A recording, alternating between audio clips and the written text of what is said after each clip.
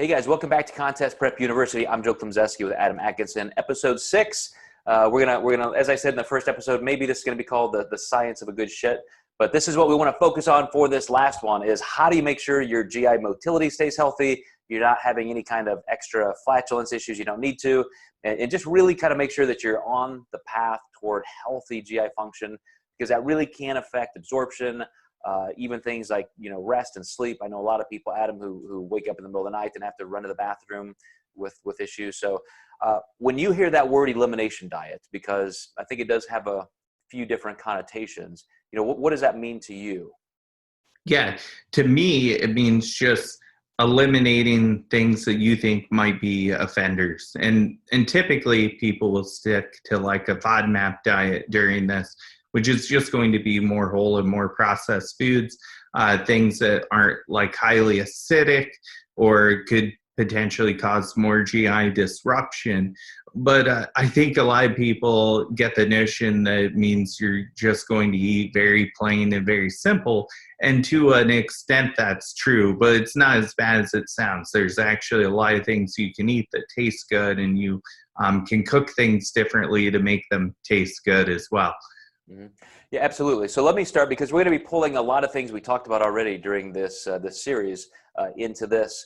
And I want to start with some of those more serious things like diarrhea and fecal incontinence, where you feel like you just got to run to the bathroom and evacuate. This is where you do have to just kind of reduce the stress of your GI system. So sometimes that means reducing food intake for a little bit. And a lot of people intuitively do that. When you're having GI system problems, you end up seeing somebody who's losing weight faster because they're just kind of afraid to eat.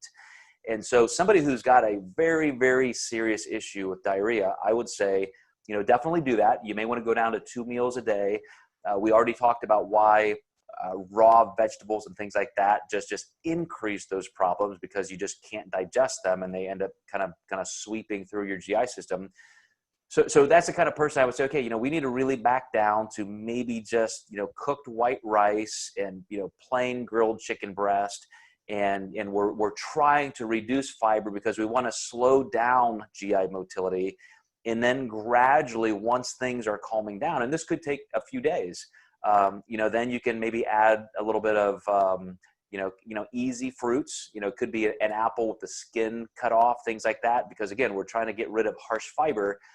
Then maybe cooked green beans and things like that. But you're starting from a very bland, simple diet, like you said, Adam, and then kind of building back in. You got to find that pivot point where you're getting enough fiber from the right sources, but not too much.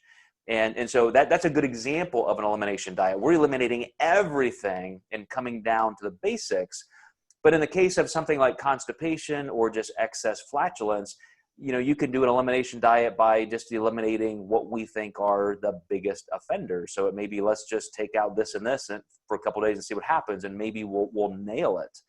But let's see if we have any success stories. Have you been able to help clients, really just having bad symptoms, and then just you find the right thing, and then all of a sudden everything is rosy?